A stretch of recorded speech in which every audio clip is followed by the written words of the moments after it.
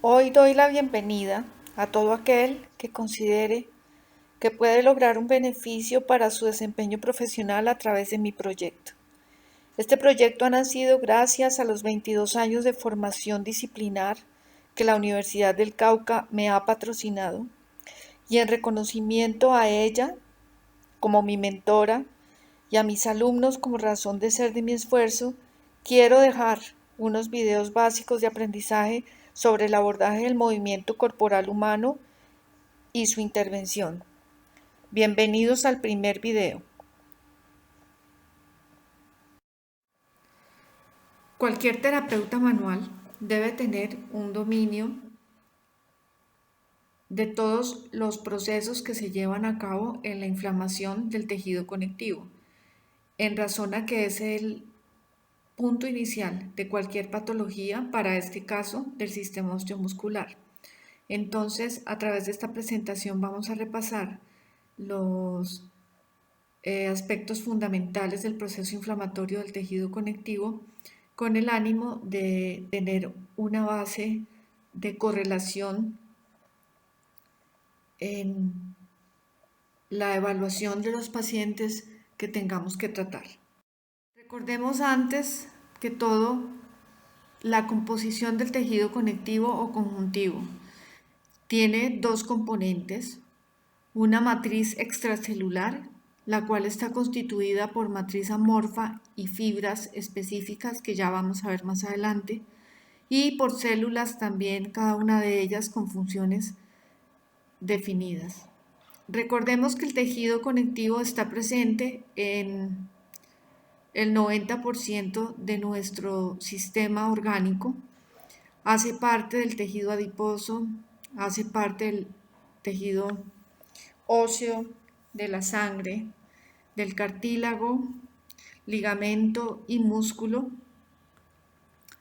y sobre todo una especificidad que debemos considerar en el proceso inflamatorio es el tejido conectivo laxo, porque es quien le da inicio a los procesos inflamatorios en cualquier situación. Microscópicamente, pues sabemos que encontramos las fibras y las células específicas del tejido conectivo. Las fibras son entonces fibras de colágeno, las fibras de elastina y las fibras reticulares. Las más numerosas y las más importantes de cierta manera serían las fibras de colágeno. Ustedes recuerdan que hay más o menos 10 tipos de colágenos distintos. El más común es el tipo 1 y, por ejemplo, el tipo 2 solamente se encuentra en el cartílago. El colágeno es entonces el responsable del proceso cicatrizal. Los blastos, ya sean osteoblastos, condroblastos, dependiendo del tejido al cual pertenece, son las células responsables de elaborar el colágeno, que es el tejido o las fibras esenciales en la cicatrización del tejido conectivo. Las fibras reticulares son bastante menos numerosas, forman una red dentro del cuerpo celular y son finalmente las responsables del soporte de la célula. Y los fibroblastos o las fibras elásticas, perdón, son las responsables, como su nombre lo dice, de la condición elástica del tejido al cual pertenece. Bueno, eso es desde la parte microscópica. Macroscópicamente las podemos diferenciar porque las fibras de colágeno son las más gruesas y abundantes, las reticulares las más delgadas, forman mallas en tejidos subepiteliales, sostienen los tejidos y finalmente pues sostienen también los órganos y sistemas, y las fibras elásticas que hacen parte importante de estructuras tales como los cartílagos y las arterias del sistema circulatorio.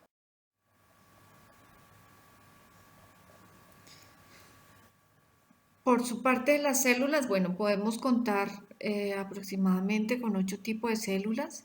Yo pensaría que los fibroblastos, que aquí los encontramos, de color verde, son realmente importantes, migran a través del tejido conectivo y son finalmente los productores de sustancia fundamental de la matriz extracelular.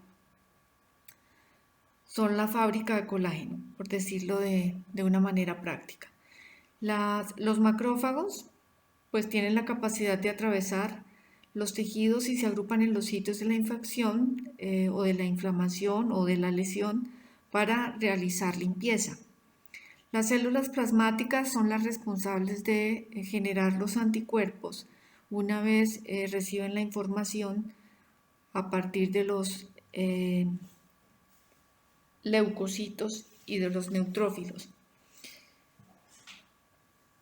Me parece que es una analogía que es útil cuando uno está estudiando el tejido conectivo, pensar que siempre que hay una lesión, debe haber alguien que informa al sistema nervioso o que informa a todo el cuerpo que algo está pasando. Esto lo hacen nuestras amigas las famosas citoquinas, que son las chismosas de la lesión. Pero los mastocitos y los granulocitos son los que responden a una vasoconstricción inicial y evitando que el tejido se necrose, pues estarían secretando histaminas, heparinas, prostaglandinas para aumentar la permeabilidad capilar de manera inmediata. Los mastocitos de todas formas producen aún más citoquinas y son mediadores de la inflamación, haciendo o activando mecanismos de defensa como por ejemplo la fiebre. Estarían como células específicas también los adipocitos, que pues son células grasas y son las que almacenan finalmente energía, y podemos considerar las células totipotenciales, como su nombre lo dice, son capaces de todo, se convierten en cualquier tipo de célula de acuerdo a la necesidad. Los granulocitos reconocemos los neutrófilos, basófilos y eosinófilos, que finalmente son células de defensa. Y los miofibroblastos, por ejemplo, para el caso del músculo, o sea, los blastos, pues que son los responsables de la embriogénesis y de la producción, reparación y cicatrización del tejido. Bien. Una vez repasado la estructura del tejido conectivo, nos podemos concentrar en el proceso inflamatorio propiamente dicho. Recordemos que el proceso inflamatorio inicia en el tejido conectivo laxo y lo podemos subdividir en 3 fases esenciales, grandes fases. La fase de inflamación, que es el momento en que la herida se prepara para su curación o la lesión se prepara para su curación. La fase de proliferación, que es la fase de reconstitución, y la fase de maduración, que es el momento en que el tejido recupera su esencia de forma madura. Este marco conceptual que les presento aquí es una síntesis muy práctica de lo que es el proceso de cicatrización. Todos sabemos que el proceso de cicatrización tiene como objetivo limpiar, organizar y recuperar cualquier tejido conectivo lesionado. Por consiguiente, siempre hay una agresión al tejido que nos ocupa y arranca la fase de inflamación, que es la fase de defensa. ¿Cómo empieza? Con una vasoconstricción para evitar que se nos salgan todos nuestros nutrientes celulares y nuestros componentes esenciales. Sin embargo, de manera inmediata, el cuerpo evita la necrosis del tejido a través de una vasoconstricción. Dijimos que la vasoconstricción, y lo recordamos, se produce por la liberación de sustancias a partir de los mastocitos y granulocitos que liberan histamina, heparina y prostaglandina, aumentando la permeabilidad capilar. Migra mucha sangre al lugar de la lesión y en ese momento se produce la formación del coágulo y se desencadena la cascada inflamatoria que todos conocemos. El plasma sanguíneo se extravasa el espacio intersticial y se produce lo que conocemos como hiperemia. Resulta que las citoquinas, que son las que informan que hay una lesión, liberan citoquinas de manera mecánica, es decir, no es un proceso inteligente. Estas se empiezan a liberar y nadie les avisa que tienen que parar. Pero no solamente los mastocitos producen citoquinas, sino que se unen a esta batalla los macrófagos y los neutrófilos, y estos producen interleuquina 1, prostaglandinas y trombosano, que ustedes conocen, que hacen parte importante del proceso de dolor. Es decir, la inflamación y el dolor siempre van unidos de forma paralela. A nivel celular, los leucocitos llegan al lugar de la lesión y activan los macrófagos, ¿no es cierto? Hay una transmigración, es decir, atraviesan el endotelio. Esto es lo que se conoce como diapédesis, y ahí, una vez los tejidos intersticiales respondan con lo que se conoce como quimiotaxis, que es las reacciones químicas que se desencadenan para activar la función de las células responsables de informar el código o las condiciones del enemigo para que el cuerpo genere un mecanismo de defensa. Pasada ya esta fase aguda o esta fase de defensa, empieza la fase de proliferación. La fase de proliferación es cuando el colágeno empieza a cumplir su función de epitelización, o sea, los fibroblastos dan lugar al proceso conocido como fibroplastia, fabricando colágeno también de manera no inteligente, o sea, lo fabrican sin saber hasta dónde o cuándo tienen que dejar de fabricarlo. Entonces se produce una contractura de la herida, empieza a nutrirse de manera rica a través de una neovascularización, que es quien finalmente da lugar al crecimiento del tejido cicatrizal. Fíjense ustedes que aquí pareciera que es entonces pues una fase ya de recomposición del tejido. Sin embargo, hay una situación que se nos convierte en enemigo, que es cuando este proceso de producción de colágeno y de contractura de la herida se perpetúa, nos genera alguna complicación en la elasticidad de los tejidos. Para terminar, la fase de maduración es aquella en la que se logra el equilibrio del colágeno y su forma, su disposición, para lograr recuperar la estructura finalmente de manera original. Cabe recordar que el proceso inflamatorio es un proceso inespecífico, es decir, cualquier agente que cause la inflamación despierta exactamente la misma respuesta en cualquier tejido conectivo que se produzca la lesión. En ese sentido, se puede considerar que los tiempos de cada una de las fases que hacen parte del proceso inflamatorio estarían establecidos en esta diapositiva, y podemos pensar que pueden tener un promedio de duración en condiciones normales de 60 días. Cuando se presenta alguna patología, cuando estos 60 días se convierten en 80 o 100, entonces los procesos, como no son inteligentes, como no saben cuándo parar, se perpetúan y me generan una inflamación crónica. Vamos a recordar paso a paso cada una de las situaciones que mencionamos ya en el marco conceptual que vimos atrás. Tengo un agente agresor. Ese agente agresor recibe una respuesta protectora inmediata que intenta alejar el cuerpo de aquel agente que le está produciendo lesión. Empezó la fase inflamatoria.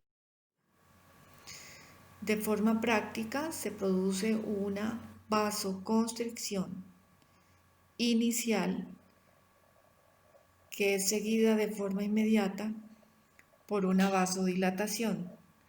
Es decir, la vasoconstricción inicial definitivamente es una reacción protectora del tejido y no es más.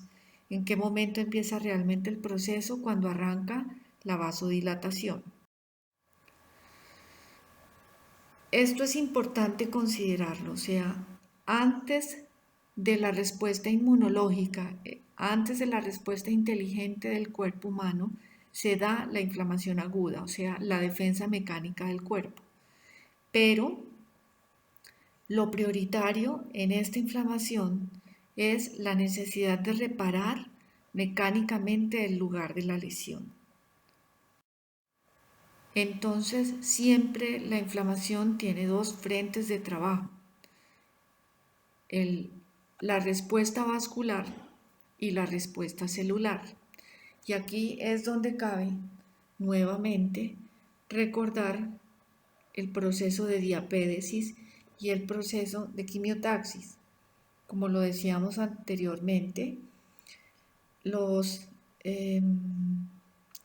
macrófagos activados por los leucocitos, que son quienes migran a la lesión, al lugar de la lesión, estos macrófagos atraviesan el endotelio celular, lo que se conoce como diapédesis, y ahí los tejidos intersticiales arranca el proceso conocido como quimiotaxis. Es decir, la química celular está asociada con los procesos vasculares siempre y tengo que tenerlos muy claramente definidos. La vasodilatación, entonces, es un efecto de una reacción propia de sustancias como histaminas, prostaglandinas y noradrenalinas. Vasoconstricción inicial, se da una situación química que es la liberación de estas sustancias y tengo un efecto celular que es la vasodilatación. Al haber vasodilatación tendré un sangrado más nutrido y necesariamente se activan las plaquetas para evitar que ese sangrado no ceda y empieza a formarse el coágulo como defensa. Todas las reacciones químicas de información hacia el mismo sistema para producir las defensas del organismo. ¿Qué es lo fundamental? Que los linfocitos, células blancas, migran al sitio de la lesión, pero los leucocitos son los responsables de, a través de reacciones químicas, llevar la información al sistema inmune para que empiece a trabajar.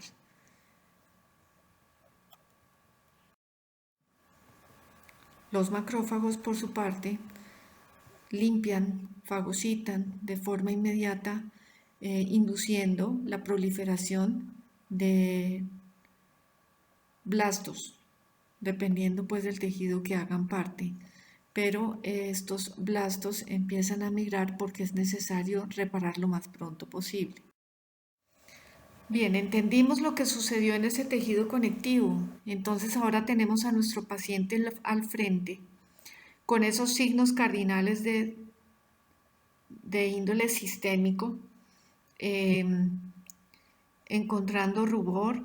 Recuerden, el rubor es el enrojecimiento de la zona de la lesión, calor, aumento de la temperatura por la vasodilatación y el aumento del consumo de local, tumor por el aumento del líquido intersticial y dolor por aquello de que son dos procesos paralelos, tanto la inflamación con el dolor, y comparten muchos procesos de la bioquímica corporal. En ninguna parte dice que entonces esta es la causa por la cual nuestro paciente pierde la función del sistema involucrado. Para nuestro caso, estamos hablando del sistema osteomuscular. En esta tabla, que me la encontré, tiene como de manera paralela lo que sucede en cada uno de los sistemas a manera de respuesta ante la presencia de una lesión. Les sirve para repasar y revisar los procesos que se dan en la célula de manera simultánea. Una vez sucedido todo esto, empieza la fase de proliferación, que ya es una fase subaguda. En la anterior, la prioridad era defender. En la fase de proliferación, ya el objetivo es reestructurar. ¿Cómo? Con la producción de colágeno para rellenar. ¿A partir de dónde? Del tejido de granulación. De todos los componentes bioquímicos que están en este cuadro, que son esenciales en esta fase de producción de colágeno, hay uno que es sin duda el más importante, que es el oxígeno. Entonces, si recuerdan bien quién es el transportador esencial del oxígeno a los tejidos conectivos, si yo estoy en fase de proliferación, ¿qué es lo que debo privilegiar desde mi acción? A manera de reflexión. El hecho es que nuestro peor enemigo es la alteración del proceso cicatrizal. Es esa inflamación que se perpetúa y que entonces me genera mayor limitación y obviamente también perpetúa el dolor. Entonces, ¿a qué nivel del sistema del paciente voy yo a actuar? ¿A nivel del proceso inflamatorio? Si yo correlaciono este proceso inflamatorio con el cuadro clínico al que me confronto, ¿será que es más eficiente mi intervención? Por último, tenemos la fase de maduración de la cicatrización, donde definitivamente el tejido pretende homogeneizarse con la estructura de la cual hace parte mediante cambios en la forma, el tamaño y la consistencia de la cicatriz, la restauración de la función esencial del tejido lesionado en principio y evidentemente basado en la orientación de estas fibras de colágeno que nos han ayudado a reparar, con el equilibrio entre la síntesis y la lisis del mismo para lograr una unidad funcional. Este es un ejemplo claro de un proceso inflamatorio perpetuado por información genética celular. Recuerden que las cicatrices hipertróficas son cicatrices propias de cierta raza y generalmente se heredan, pero no son más que procesos inflamatorios perpetuados. Aquí, por ejemplo, lo que hacen los médicos es meter antiinflamatorio, esteroideo, o sea, químicamente el más fuerte, por decirlo así, para tratar de parar la migración de colágeno que se da en este tipo de cicatrices. Vamos a recordar entonces cuáles son los tejidos conjuntivos que nos ocupan en el sistema del cual estamos hablando hoy. La aponeurosis es un término que ha sido revaluado en este momento. Se habla más de fascia. Si ustedes lo comparan, las aponeurosis se consideraban aquellas capas que constituían las unidades funcionales que forraban los músculos como unidades individuales y que daban acervo al líquido intersticial. Estas aponeurosis realmente son en este momento las unidades definidas por la fascia tan oportunamente valorada.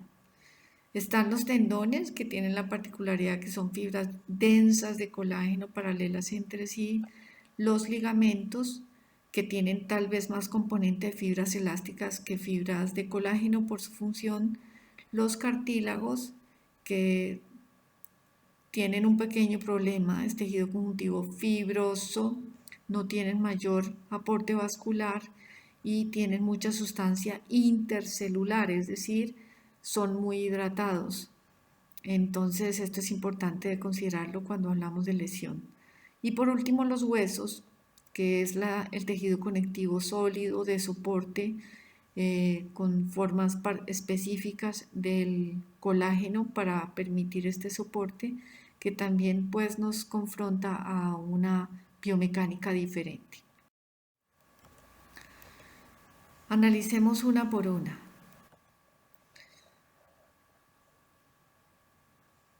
¿Cuáles estructuras son aquellas que realmente se inflaman?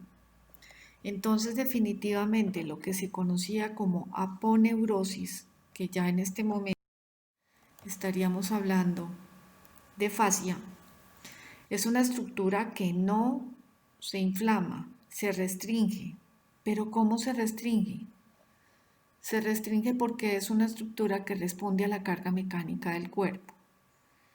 Entonces, si yo tengo una barriga de 5 kilos de peso, por mi postura y por mi carga axial, mi fascia en la cadena posterior tiene que actuar el doble para evitar que yo me vaya de cabeza. Y en este sentido cambia su condición histológica, pierde su condición viscoelástica y se vuelve un poco más sólida, atropellando todo lo que vaya en medio de ella y generándome una alteración o un proceso inflamatorio y doloroso. No así los tendones y los músculos. Ellos pueden sufrir lesiones y pueden sufrir procesos inflamatorios. Sin embargo, hay algo muy importante que ustedes tienen que considerar, por ejemplo, los procesos quirúrgicos. Si una vez interrumpido el tejido, sea cual fuere, ¿quién es la primera estructura que se llevan por delante? Entonces aquí viene mi pregunta. ¿Estoy frente a una restricción facial o frente a un proceso inflamatorio? Entonces, desde la consideración de la anatomía, podemos pensar que las aponeurosis son estructuras dependientes de la fascia, pero con una diferenciación de su tejido acorde a su función, en razón a que son vainas densas que agrupan los músculos sinergistas y son las responsables de constituir unidades funcionales, y en ese sentido pues estabilizarían los tendones para que puedan trabajar cómodamente, no solamente para que no se salgan del sitio, sino para que tengan un soporte y sean más eficientes mecánicamente. Entonces, esta fascia o esta aponeurosis, ¿qué posibilidad de lesión tiene? Fundamentalmente deformarse, y deformarse de acuerdo a las cargas axiales a las que esté sometida. Mientras que los tendones, que se definen como aquellas estructuras que le dan especificidad a la inserción del músculo, conecta el músculo y el hueso, transfiere la fuerza del músculo al hueso y por ende mueve el segmento y adicionalmente pues soporta distorsión y tensiones del medio externo. Ellos son de las estructuras de tejido conectivo con mayor posibilidad de lesionarse, pero si ustedes miran entre estas 4 funciones, las 3 primeras funciones tienen una condición esencial: el equilibrio entre cargas y tensiones. Si yo no gozo de esa condición, es muy fácil que la distorsión o las tensiones a las cuales se someten los tendones por su propia función se conviertan en un factor de lesión. Los tendones se inflaman y en consecuencia pues se retraen, y un tendón retraído más fácilmente se desgarra o parcialmente o ruptura total. Fíjense ustedes que si uno mira esto secuencialmente es muy fácil pensar que es una secuencia de un comportamiento de un tejido. Yo no puedo concebir un tendón que se desgarra si ese tendón no tiene una alteración entre sus cargas y tensiones para actuar como conector o transductor de fuerza muscular. Ahí entonces los invito yo a considerar cuál es el problema. El problema está en el tendón que está inflamado y que finalmente fue quien se lesionó, en la tendinitis de Aquiles, o el tendón estaría sufriendo la consecuencia de que yo no tengo una adecuada estabilidad pélvica. Y esa estabilidad es esencial para que mi músculo o mi tendón sea eficiente.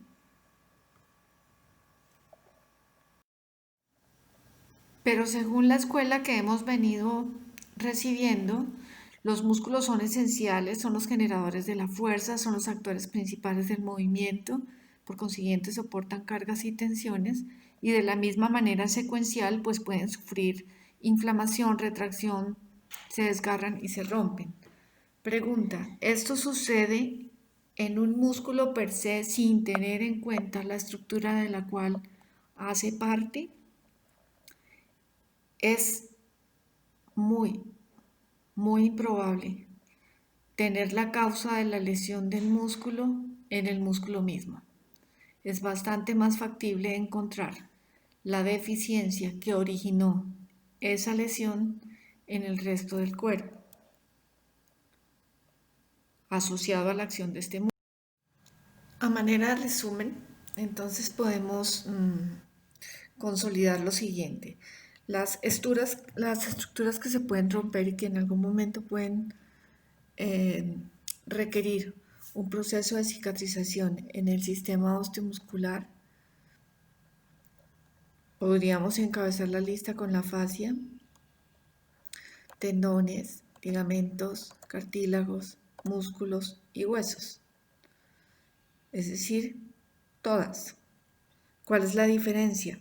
La constitución de cada uno de esos tejidos. ¿Y en qué se marcaría entonces la diferencia? En que el proceso de cicatrización que vimos anteriormente tendría algunas modificaciones acorde a los tejidos que lo constituyen. ¿Quién de estos tejidos se puede curar estructuralmente más rápido? El que tenga mayor vascularidad: hueso, músculo, cartílago, ligamento. Bueno, ese es un criterio que es importante que determine. Existe en la literatura algunos conceptos con relación a los ligamentos, a partir de que son ellos quienes estabilizan las articulaciones, actúan como tope natural del movimiento articular y necesariamente también soportan distorsión y tensiones. Entonces, de acuerdo a estas funciones, tienen una posibilidad o una probabilidad alta de sufrir lesión, inflamación o ruptura. Sin embargo, encuentra uno patologías de los ligamentos, como encuentran en el último renglón, ligamentitis.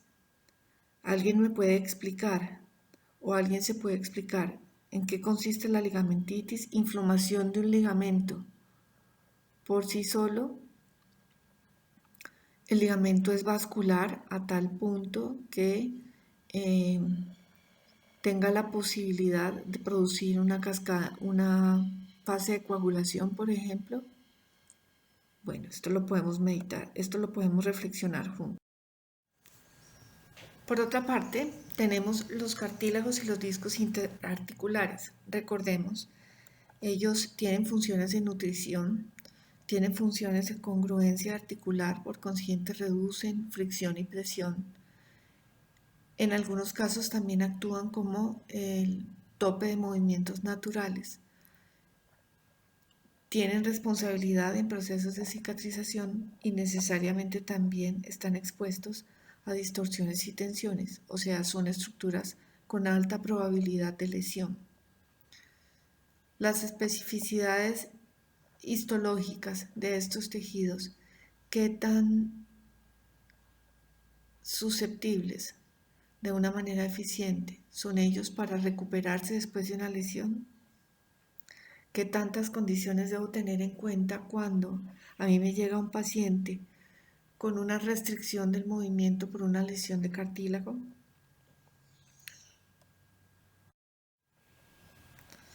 El hecho es que si nosotros hacemos un recuento de los mecanismos de lesión del tejido conjuntivo, encontramos con que fundamentalmente todos son de índole mecánico, mientras que las articulaciones vienen a convertirse en unas víctimas de lo que le pase a sus vecinos, exceptuando el mecanismo directo de lesión. Entonces, cuando nosotros evaluamos una articulación, como es en el caso de la terapia manual ortopédica, y encontramos una restricción del movimiento de una articulación, se debe ejecutar la maniobra en la articulación, pero ¿en quién se debe pensar antes de hacerla? Este es el cuadro con el que podemos resumir de forma gruesa la fisiopatología de la inflamación de un tejido.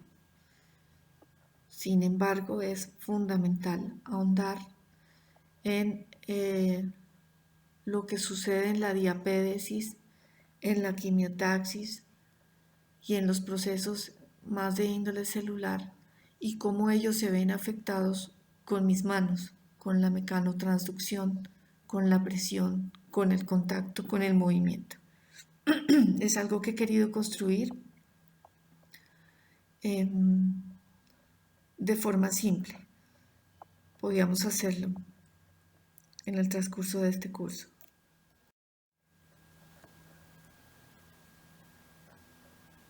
Un proceso inflamatorio entonces necesariamente requiere una lesión, pero en un músculo tendrá que ser una lesión anatómica en el interior de él que lacera o rompe las fibras del músculo. De la misma manera, para el cartílago y de la misma manera para el hueso, tendón o ligamento. Pero yo no puedo desconocer que esa estructura hace parte de un sistema funcional que se llama cuerpo humano y en ese sentido no puedo circunscribir mi mirada terapéutica única y exclusivamente a la lesión.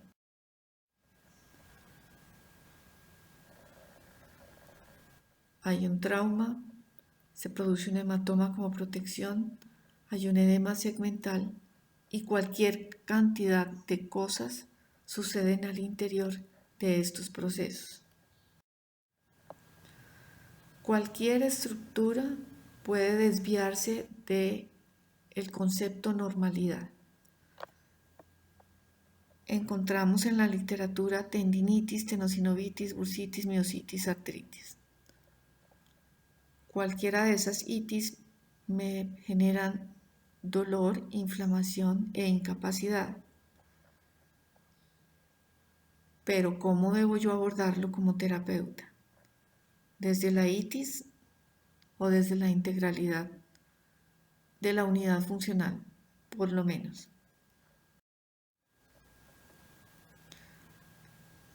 Debemos considerar si condiciones secundarias, por ejemplo en este caso, esta articulación que les muestro yo aquí, inicialmente o la alteración primaria tendría que ver con el cartílago, pero secundariamente tendré una hipertrofia capsular y adicionalmente con el tiempo tendré una inflamación del tendón.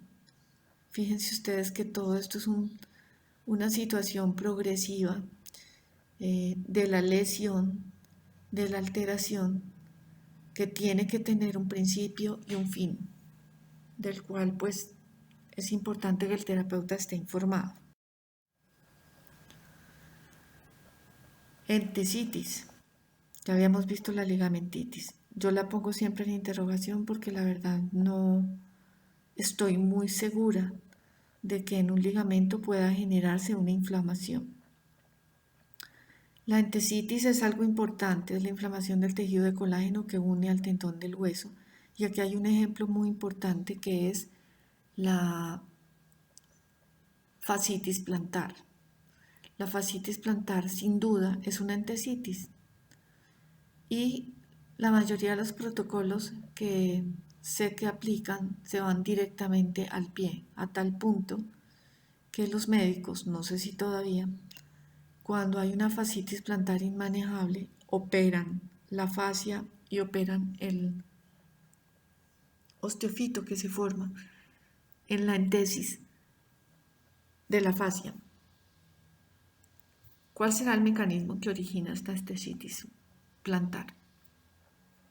Será de un alto estímulo de tracción en esa fascia o en los tendones vecinos a tal punto que me aumentan la osificación del punto de inserción. Ya esto le llamamos entesitis. La entesitis está, pero mucho más adelante del foco inicial de la lesión del paciente. Tenosinovitis.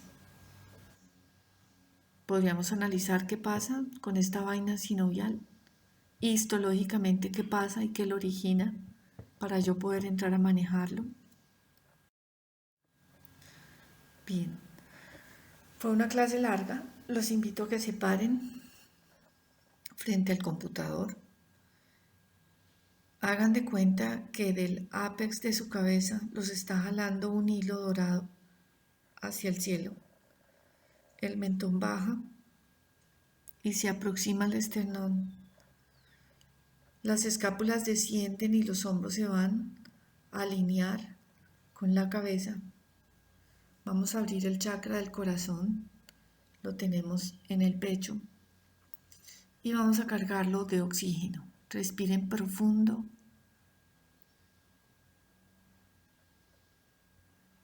Y botan. Lo hacemos 3 veces seguidas.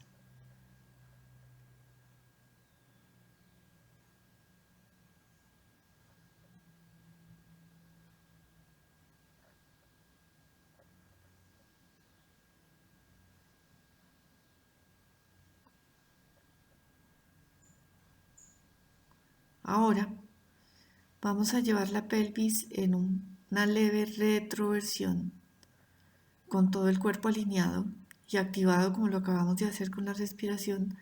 Estiramos las rodillas y van a subir los brazos hacia el cielo con un movimiento que semeja a las olas del mar. Y una vez estén completamente perpendiculares al cielo, van a tratar de empujarlo con mucha fuerza y al tiempo empujar los pies hacia la tierra. y estiran todo su ser, que estuvo sentado por más de 40 minutos viendo esta presentación. Lo pueden combinar con respiración y bajan los brazos a 90 grados, empujando los dos costados con la misma intensidad. Bueno, eso es todo en el recuerdo de inflamación. Nos veremos más adelante.